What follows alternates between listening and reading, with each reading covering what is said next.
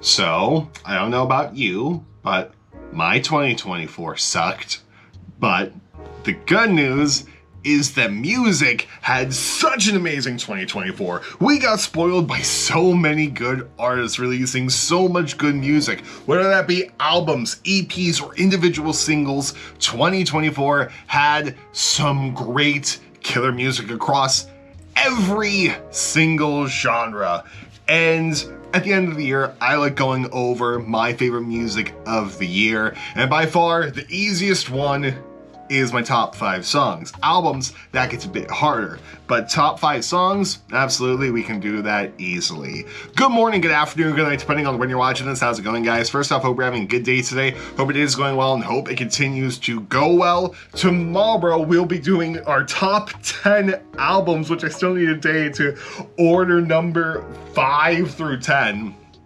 The top 4 have had their place solidified, but it's rough. But of course, I would love to know your top 5 or even top 10 songs of 2024 down in the comment section below. And also, the important thing to remember, music is super subjective. What I like, as you'll see from this video, might not be what exactly you like, and what you like might not be what I like. But that's okay. Music is all for discussions, and I like discussing what we like about music and what we don't like about music. So, with that being said, here are my top 5 songs of 2024.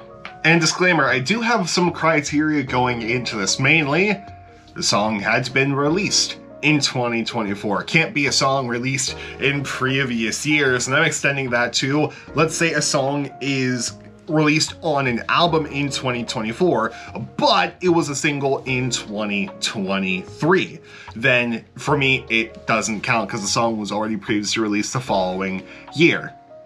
So that is my dumb little disclaimer of qualifications. But with that being said, what is our number 5? Number 5 is I Let Myself Die by Secret Gardens featuring Here's to You. My buddy showed me this band this year, and I've never heard of Secret Gardens before. And he said, you're going to love the opening song to their album. And it was I Let Myself Die. And I remember listening to it on a morning before going to work and just crying. I was tearing up by the lyrics because it's such a beautiful song, completely acoustic. It's in an open E-flat major tuning, very pretty finger picking, a great melody with some lyrics that for me definitely hit very close, and the singer is just absolutely beautiful, and it builds super nice and adds like mandolin in there. It is so good. The whole album is absolutely incredible, full of like Pliny style prog rocky things, but I Let Myself Die is very like indie folkish, and it's definitely worth checking out. Made me cry, and it's still a good cry song, and I covered it on the channel, and I've learned it because it's so pretty. But I Let Myself Die, Secret Gardens, whew, late entry into this top 5, but so good. At number 4 is Post Malone with Dead at the Honky Tonk. So I do like country music. It's not my main wheelhouse, but I do like country music every now and then. I have some favorite artists on there, and also absolutely love Post Malone. So I was kind of excited to hear that Posty was making a country album. And F1 Trillion, it's great. Absolutely love the album. But the deluxe edition has some amazing songs on it, such as Dead at the Honky Tonk. And lyrically, super relatable, especially because, you know, the long-term relationship ending this year, so definitely relate to those lyrics, my friends. But it also reminds me of the country music I grew up on. That was what my parents and grandparents predominantly played in the car, was country music. So it reminds me of old school, Little Big Town, Tim McGraw, Big and Rich, all that stuff, before like it got too bro country and like, hey, let's go drink and drive on our big green tractor. No, Post Malone grew up during that same time period as me, so it was very nostalgic to listen to that whole album. But Dead at the Honky Tonk takes the cake. It's so good musically too.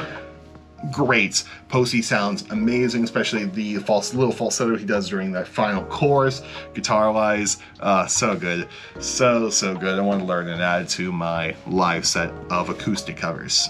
Halfway through, got a good take, then the camera decided to go all messy-wessy. So, let's try this again.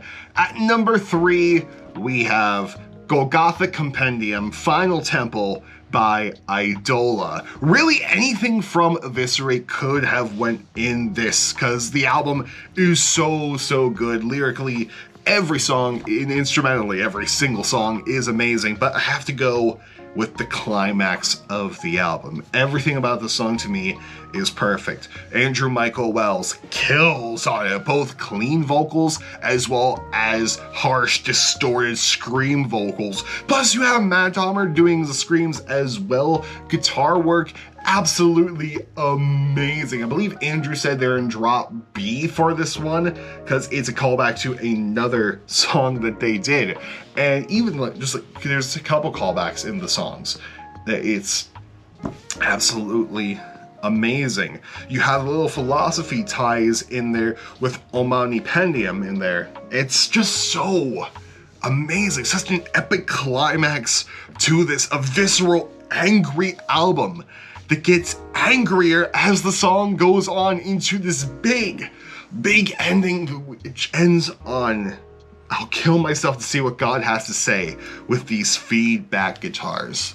It's an absolutely amazing song from absolutely amazing album. Andrew Michael Wells killed it with Eviscerate. And he also killed it with number 2. Because he also sings in number 2, Speed Demon by Dance Gavin Dance. It's been an interesting time being a Dance Gavin Dance fan. Well, in general, if you've ever been a fan during one of their lead singer changes, which I'm not going to speak about the drama surrounding it. I'm just talking about the music here. And this Dance Gavin Dance lineup is absolutely insane. Speed Demon has some great epic guitar parts by Will Swan and Andrew. Andrew's vocals on it are immaculate and amazing. John Mess, he keeps getting better as a screamer. You go back, you listen to Battle for Downtown Mountain 1, and then you go all the way to Speed Demon Night. It's just amazing how much his progress was grown. And now he's doing pitched screams and like he's singing during it. It's amazing. And to think I couldn't love the song enough, they recently released a live video of them doing it at the Kia Forum, and it's absolutely amazing too. It's just so good. Will Swan, the most underrated guitar player who is living today. More people should know him. He does absolutely great guitar work, and it's so good. Andrew Wells and John Mess are the greatest combination of singer and screams ever. And we now have 3 songs with them, straight from the heart: Speed Demon and Mutual Fear. It is absolutely amazing.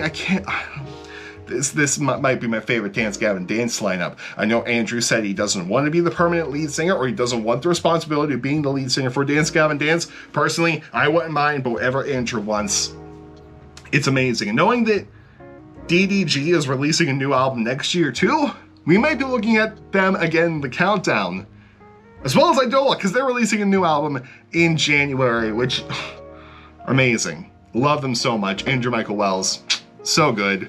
But now, we move on to number 1, which the number 1 artist shouldn't shock anyone who's been following the channel this year. Because at number 1, of course, it's 21 Pilots. Which song off of Clancy? Is it a song from Clancy, you may ask? Yes, it is a song from the Clancy. The line was very close, especially after the Game Award performance, but there were 2 songs on Clancy that mean the world to me the most. And for number 1, I have to go with Backslide. Absolutely amazing. So, and yes, I actually do mean Backslide. I don't mean Snapback, which was also a strong contender, but Backslide to me meant a lot during the time period that it came out, during like the lowest part of my mental health in years. Like, it just came out during that perfect time. And lyrically, it means so much to me. Like, from backsliding to previous habits to I should have loved you better. Do you think now's time you should let go? To that line. To hearing Tyler scream, I don't wanna live. It is an amazing song with amazing music video directed by one Joshua William Dunn. Absolutely amazing. And the song, it just means a lot. It is one, if not my favorite song off of Clancy, if not tied with Snapback, but Backslide to me is my song of the year. After a really, really bad year, Backslide is my song of the year. But let me know your thoughts down in the comment section below. What are your top 5 songs or even top 10 songs of 2024? I could get, you know what?